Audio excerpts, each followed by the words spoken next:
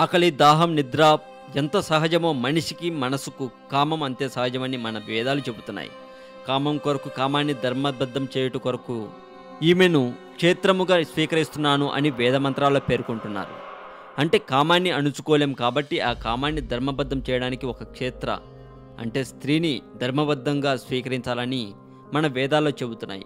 అలా ధర్మబద్ధంగా స్వీకరించిన మహిళతో రతికేలి నిర్వహిస్తే ఎలాంటి దోషం లేదట. అలాంటి స్త్రీతో ధర్మబద్ధంగా స్వీకరించిన వ్యక్తి పొందిన కామోద్రేకం ఆయన చేసిన ధర్మాల్లో ఒకటిగా మిగిలిపోతుందట.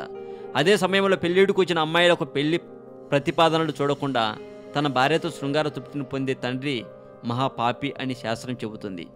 ఆడబిడ్డకు పెళ్ళిడు వచ్చేస్తున్న పెళ్లి సంబంధాలు చూడనటువంటి తండ్రికి శాస్త్రాల్లో వేసిన శిక్ష చాలా భయంకరమైనదిగా ఉంది.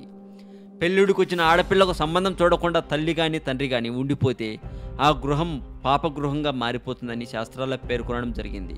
యుక్త వయసు కంటే ఒక ఏడాది ముందుగా పెళ్లి చేసినా తప్పులేదు, కానీ పెళ్లి ప్రతిపాదనలు చేయకుండా మిన్నకుండిపోవడం అనేది మహాపాపమని శాస్త్రాలు ఘోషిస్తున్నాయట. పెళ్ళిడికి వచ్చిన అమ్మాయి భద్రత, శ్రేయస్సు దృష్ట్యా ఎక్కువ రోజులు ఇంట్లో ఉంచరాదని, దాన్ని సమాజం కూడా అంగీకరించదని వేదాల్లో పేర్కొనడం జరిగింది. అయితే యుక్త వయసు రాకుండా పెళ్లి చేయడం అన్నది ప్రభుత్వం దృష్ట్యా తప్పు అవుతుంది. అందుకే యుక్త వయసు వచ్చాక పెళ్లి చేయడం అన్నది మంచిది.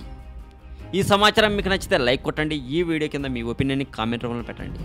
మరింత ఇలాంటి సమాచారం తెలుసుకోవాలని మీకుంటే సబ్స్క్రైబ్ చేయండి తెలుగు మోజో కథలు ఛానల్.